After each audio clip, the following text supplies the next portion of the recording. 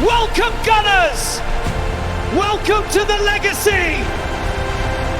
I think red card. I think he's really, really lucky. I think red card because, all right, he doesn't mean to do it, we get that. But if you look, he's actually caught him on the wrong foot. He's gone to take him on the other foot. Because Bass is accelerated away, he's caught him on his left ankle with his studs. I think he's really, really lucky. But that's what I'm saying. I think that it's a little bit inconsistent from the officials because they give Xavi Simons a straight red, they give Foden a yellow. And I think that's the reason why managers, fans, pundits, we all go back to where's the inconsistencies of the game is not helping. This needs to improve. But that, to me, is very similar to Xavi Simons. One of the problems we have though, Jay, is anything that's subjective, which it is, because it's not black and white, is always down to a matter of opinion. It's why we stand here on a Monday or a Thursday and you see something slightly different to me. It's the nature of the beast. But I just think he's really, really lucky. I don't think that's acceptable. This is not acceptable anymore. We have to stop this.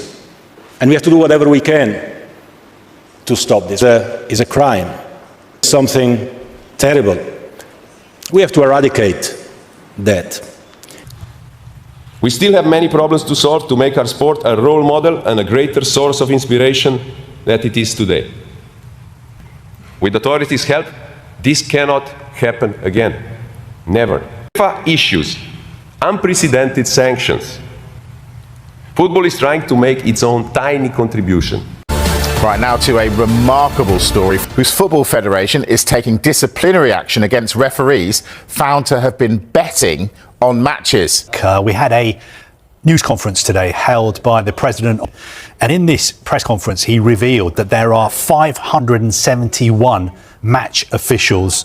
He said out of those 571, 371 of them have betting accounts. And he said that 152 of them are actively gambling on football.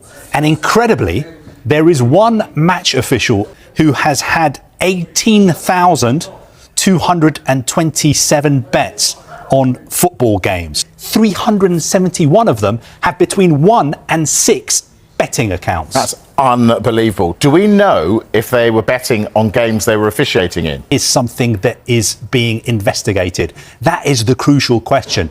Were these referees betting on games which they were themselves refereeing?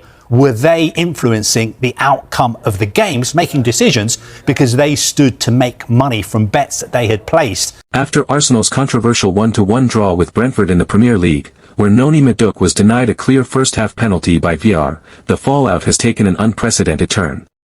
Following global outrage from fans, pundits, and clubs, the match referee and the VAR officiating team have publicly apologized and now face suspension after a formal action by FIFA. In the climactic moment of the clash at the GTEC Community Stadium, Madueke went down inside the box in the first half under clear contact, prompting an on-field penalty appeal. Initially awarded by the referee, the decision was controversially overruled by VAR, a call that many described as a clear and obvious error that cost Arsenal crucial points in the Premier League title race. The officiating decision sparked widespread condemnation online and across football media, with calls for accountability and reform in how VAR is applied across top-flight competitions. Rarely has a single decision divided opinion so sharply and led to such significant institutional response. In the days that followed the match, the referee issued a public apology acknowledging the mistake. Within hours, FIFA's refereeing committee reportedly launched an immediate review into the incident, ultimately deciding to suspend both the referee and the VAR officials involved, a move that underscores the severity of the error and the governing body's insistence on accountability at the highest level. The suspensions represent a major statement from FIFA that controversial officiating decisions, especially those that directly affect match outcomes, will not go unchecked. By removing the officials from active duties while investigations continue, FIFA has signaled that even elite referees and VAR staff are not immune from repercussions when mistakes impact the integrity of the sport. Arsenal manager Mikel Arteta, who publicly voiced his frustration after the match, welcomed the decisive action but reiterated that no outcome can fully undo the dropped points or their potential impact on the Premier League title race. For Brentford and Arsenal alike, the result remains a draw on the scoresheet, but off the pitch, the consequences have extended far beyond a single point dropped.